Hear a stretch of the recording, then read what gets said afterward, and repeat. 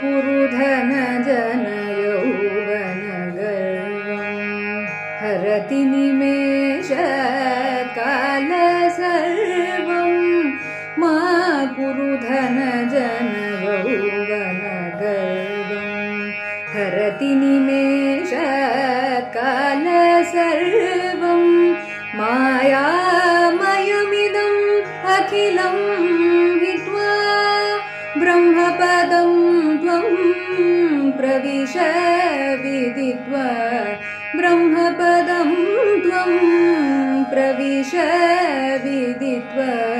भज गोविन्दं भज गोविन्दं गोविन्दं भज